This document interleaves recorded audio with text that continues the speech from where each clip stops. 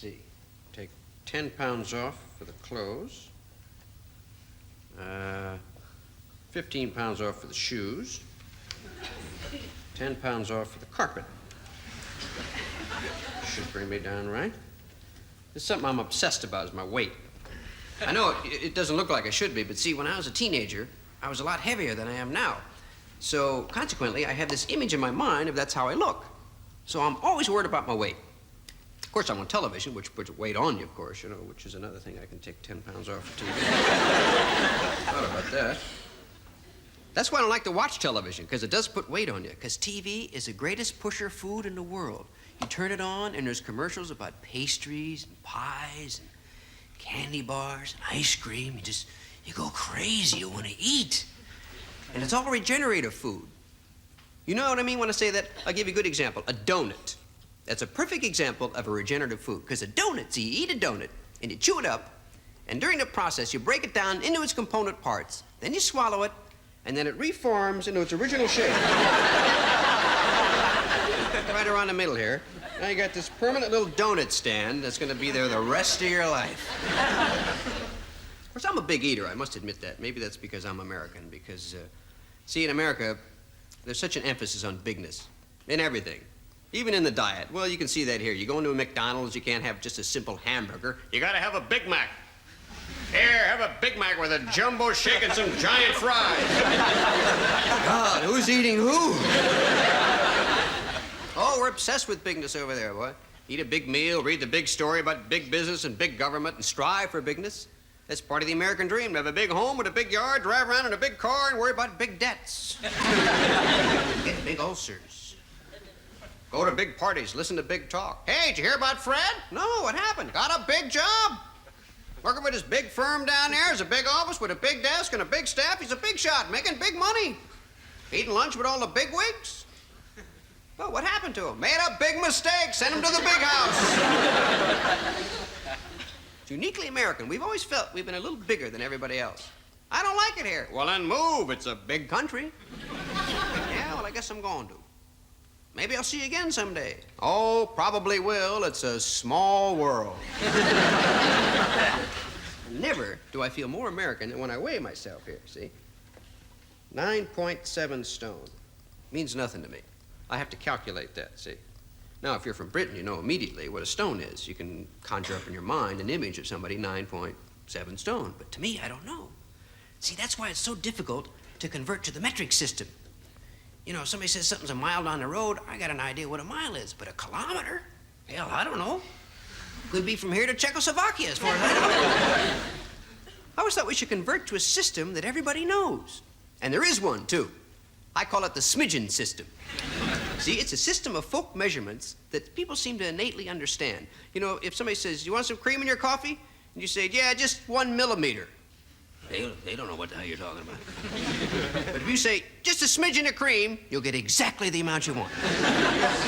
Just a smidgen of cream and a tad of sugar. How's the coffee? Perfect. It's easy to figure. I figured that 2 smidgens equals a tad. 4 tads equals too much. Usually the way it works, just a tad of cream. No, just a tad. A tad! No, that's too much.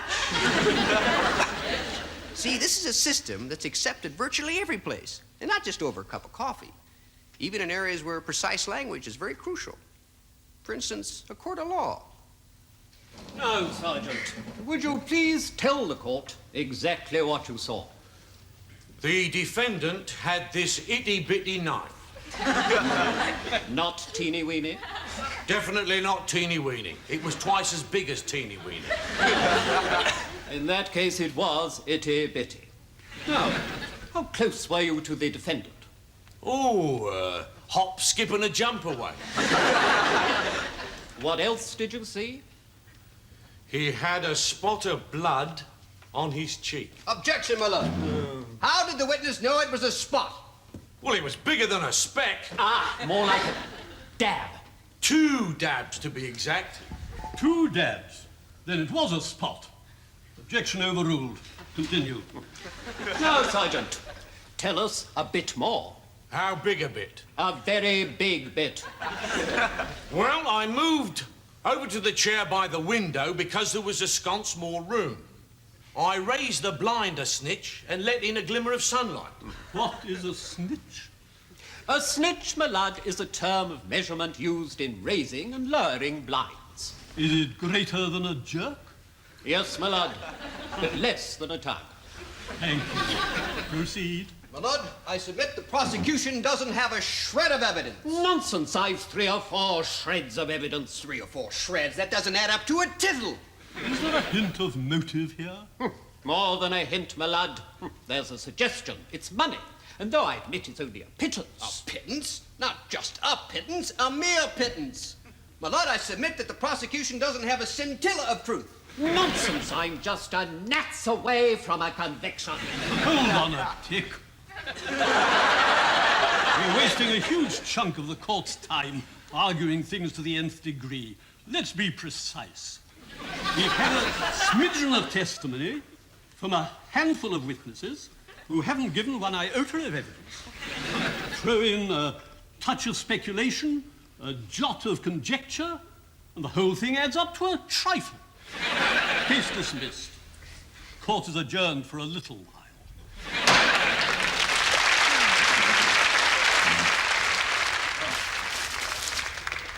Starving. I'm not really hungry. It's just that I got time on my hands, you see. People that invent these things, these snacks, these crisps and chips and everything, they know their human psychology, because they know when you get time on your hands, it invariably leads to the munchies. They also make you work for it, you know? Happens every time I try and get one of these open. It's embarrassing when you got a woman sitting in the living room, and here I am, a man, pillar of confidence and strength, locked in combat with a package of cheese. Tiles are falling off the space shuttle, and I can't open this stupid package. The government ought to hire these people that package this stuff. I read where they lose 14 pounds of plutonium every year, but by God, our cheddar is safe. Shows you how important food is to man. Always amazes me, too, when I go to parties. I can't help but think when I see these snacks laid out at a party. 1, how did they get them out of the package? 2, why did they bother? Why did they go to all that trouble? Because, you know, no matter how much trouble and time and money that people spend on decorations and laying all this stuff out in the living room, it's useless. Because the party always ends up in the kitchen. You spend your lifetime trying to move out of a small flat, and you finally succeed. So you invite everybody around to enjoy your big new house, and they all end up in the kitchen, which is smaller than the flat you just left. But no matter how crowded it gets, lovers always find a place to be alone.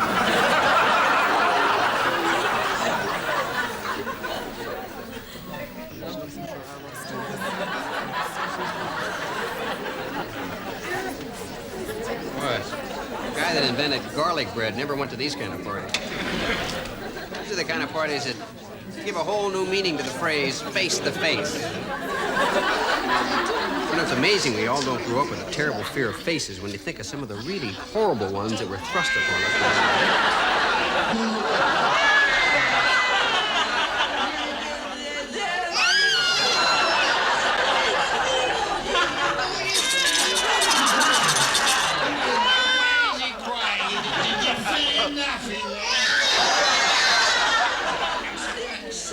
Probably wants his bottle.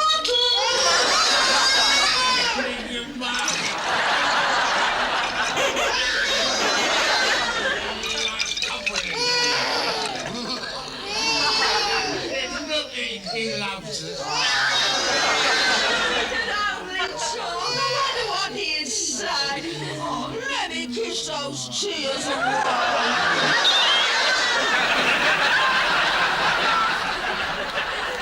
Being a comedian, the worst thing about parties for me is the joke teller, especially the one who's convinced that you heard his joke before.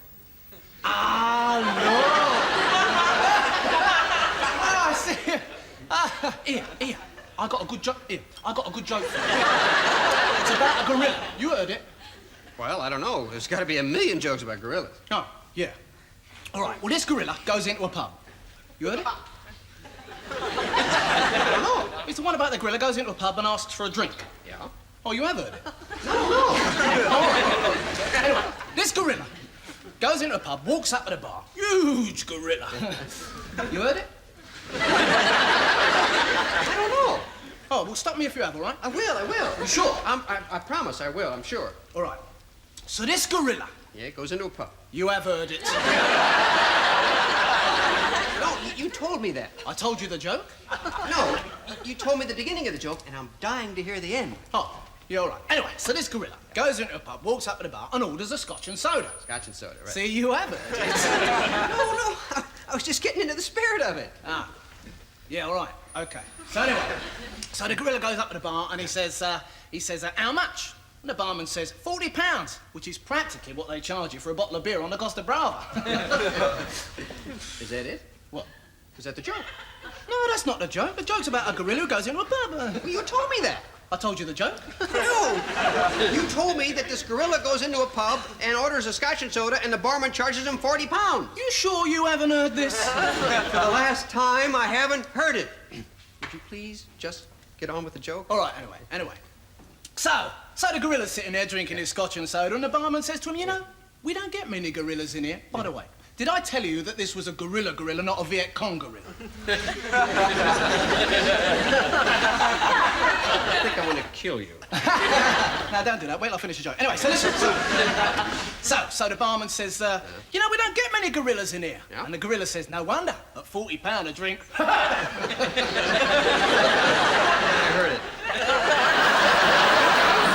Then there's a guy with a really vile joke who insists on telling it to you, with every dirty word intact. Watch it. Sorry. Hey.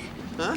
Aren't you the bloke on the telly? Yeah, I knew it. I've got a great joke for you. Oh, look, Now, you're this guy, he goes to the doctor, and the doctor says, what's wrong with you, you see? So the bloke, he pulls out his... The doctor looks at it, he says, blimey, he says, where do you put your... to get it looking like that? Yeah, that's a good one. Yeah, hey, hang on. Tell me, the bloke says to the doctor, he says, well, what happened was, I picked up a... We went back to her place, and she said she had 3 friends who'd like to... So we all went into the bedroom, you see, and we... For 4 hours, 4 bleeding hours. And then, the one with the biggest... She said, mister, I've been 1,000,000 times, but I've never seen her. Like that in all my bleeding life. Not bad, eh? Maybe you can clean it up and use it on TV, eh? Well, don't stick any up your...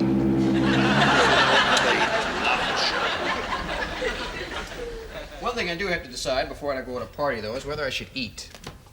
Yeah. Should I eat before I go? Well, if there's going to be a buffet there, I always eat, because I know when I get there, there's no way I'm going to be able to eat. You know, I'll never understand why people give parties with a lot of food and no place to sit down and eat it. I mean, these kind of parties are great if you're on a diet, because there's no way anybody can eat. Well, you can eat, but you can't eat and remain human. There are a number of things women want men to do like an animal. Eating isn't one of them. The only reason I go to these functions is to meet people. Fat chance. Kelly! Oh, I'd like you to meet 2 of my greatest friends, Jim and Rhonda Burnett, Kelly Monteith. Yeah, let me take that. Can you help me, please, dear? Yes, hold that, please.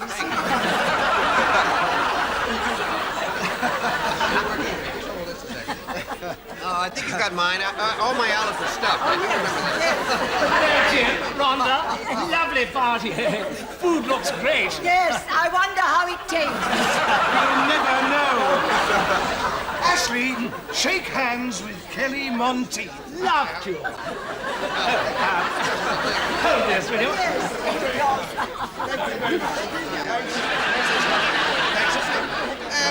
Who earns the tuna fish with ice cream on the side? This is my eggplant. It's got a bite out of it. This isn't mine. I wasn't eating a soup bowl. Of course, one of the reasons I go to parties is to meet women. You know, hoping for that chance encounter. The kind that happens all too rarely. Where it seems like you're the only two people in the room. And every cliche comes into play.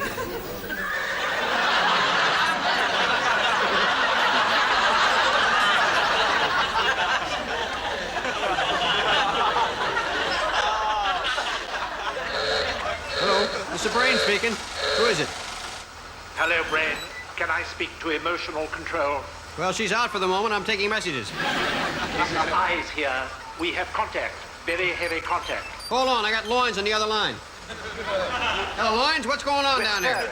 We're definitely stirring. Stirring in the loins, okay. Red alert, red alert.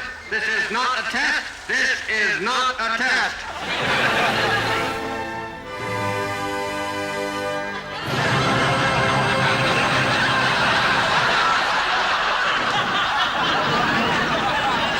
Why don't you call me sometime? Maybe we can get together. Well, wouldn't it be kind of difficult? Getting together? I mean, you up there and me here? We'll meet halfway. It really doesn't bother me. Oh, well, it sure doesn't bother me. Nothing wrong with my height. Nothing that 6-inch heels wouldn't cure. Oh, that's ridiculous. If she wanted to go out with somebody taller, she wouldn't be going out with me. What am I worried about? I know what I'm worried about. I'm worried because I'm conditioned to worry. Because when I grew up believing that the man always had to be taller than the woman. It was always shown that way. On a wedding cake, the figures on a wedding cake, you never see a great big tall bride and a little bitty groom. Even the jokes I heard were always about guys that were short. Like the midget that married the tall woman in the circus. His friends put him up to it. Honeymoon, they asked him, how was it? He said, well, it's fine, but there's nobody to talk to. Movies, that's another thing. The man was always shown to be taller than the woman in the movies. Even if the actor wasn't taller, he was shown to be taller than the woman. A lot taller. And when she kissed him, the woman always stood on her tiptoes. Of course, the leg would always go up. The symbolism of which always escaped me. Unless a man was doing something we didn't see. Anyway, the man was always the dominant one. At least, that's how they made him look. It's no use, baby. I'm leaving.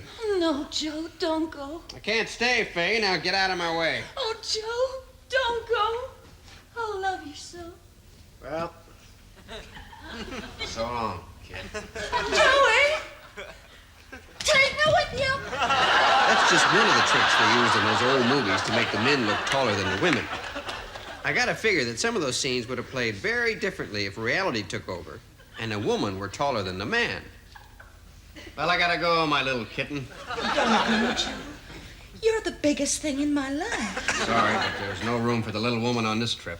But, Joey, all these years, I've been looking up to you. Get up, get up. I can't stand to see you grovel on your knees. But, Joey, you're everything that's big in my life. You're my tower of strength. When I look down at your face, I wish things could be different. I know, but you're up there and I'm down here. And that's the way it's going to be. That's right, my tiny jewel. And if there's any hassle out there, well, I've always got my gun. No, Joe, you can't reach for your gun. What do you mean I can't reach for my gun? Because I put it on the top shelf of the cabinet.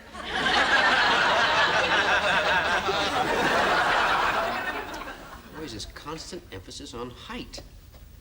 Why men are so concerned about size, anyway. But it's everywhere around you. Every place you go, they got man-sized drinks, man-sized tissues. You've got man-sized meals. I remember that when I was growing up, there was that emphasis. Eat everything on your plate. Grow up and be big and strong and tall. Like a man. Put hair on your chest. Maybe I got that subconsciously in my mind, because I still eat like that. I still eat big. Well, I better be careful tonight. I mean, the last time I tried to prove my manliness by eating a man-sized meal, I damn near died. It was in a Mexican restaurant where the food tends to make your average Indian curry seem tame by comparison. So I knew I was courting disaster when the waiter hinted that a real man would just eat up his chili peppers. But with a woman looking on, what could I do?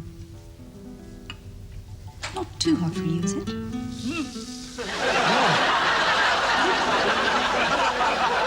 Just right. I paid for that meal twice. once at the restaurant, and then later in my nightmare. Oh, God, what a nightmare that was. It started when the chili peppers broke from my stomach and headed for my heart. And I found myself in this large, strange ballroom, dancing with a partner who insisted on leading. But then again, he always did. This end, the tequila hit my liver, and I suddenly found myself in a large onion field being shelled by an unseen enemy. And then when the peppers mixed it up with a Tabasco, a flamenco belly dancer appeared on my belly and woke up the chili sauce. Well, all this racket upset the beans. And when Mexican beans get upset, well, they fight back in the only way they know how. Meanwhile, the other dishes decided to have a game of handball with my heart.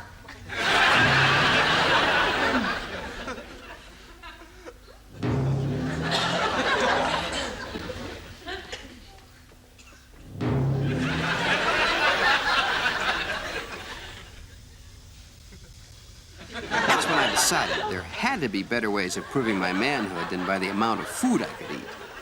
Especially when that food is hot and spicy. You know, I think your central heating has gone berserk. I don't have central heating. Really? Well, maybe you left your oven on. No. I think it was all that curry you ate. Are you sure you weren't trying to prove something? No, it's ridiculous. What can you prove by ordering a double chicken vindaloo with extra spicy sauce? The staff were impressed. I've never seen a waiter tip a customer before. Well, when you work like a man, you gotta eat like a man. Especially if you want to fool around like a man. All this manhood stuff is going to my head. Yeah? I'll get a drink. I'm gonna need that. I got enough curry in me to melt the polar ice caps. Very interesting place. Huh. Must be the eunuch's night off. That's not all he had off. I like these, man. No hinges to squeak. Just push him aside and steal into the harem like a silent shadow.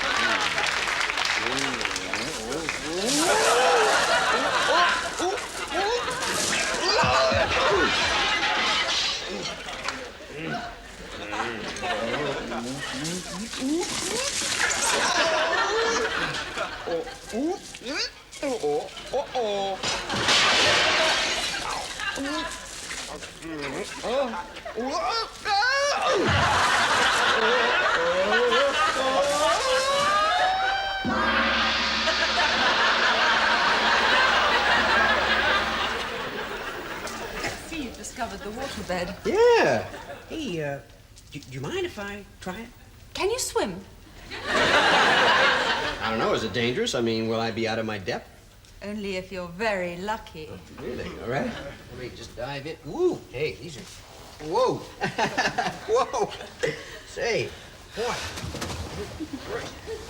I'll bet these are great for sleeping on. Oh, best sleep I've ever had. Yeah? I bet they're also good for,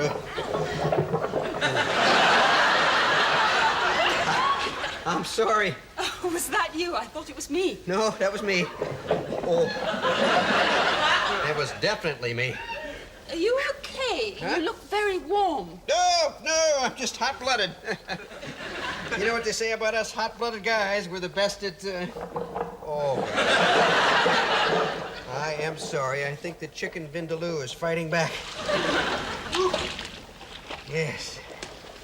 What? Oh, God, I'm sorry. Oh, Lord, I do apologize. Oh, that wasn't you. Huh? That was you? No, it was the bed. Really? Do you feed this bed curry as well? Just relax. Huh? Get into the rhythm of the water. Yeah? You're surprised at how much fun it is to ride out a storm. Yeah. But I think there's a force 8 blowing through down here right now. Just relax. Yeah? Close your eyes, release the tension, and enjoy the noises of the night. Okay. Cleo, I want to apologize for falling asleep last night. I don't usually do that. And, I'm sorry about the screaming.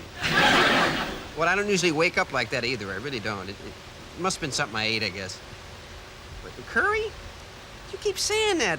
Curry had nothing to do with it, honest. It's not too hot. That stuff had no effect on me at all. Look, I've had Mexican food.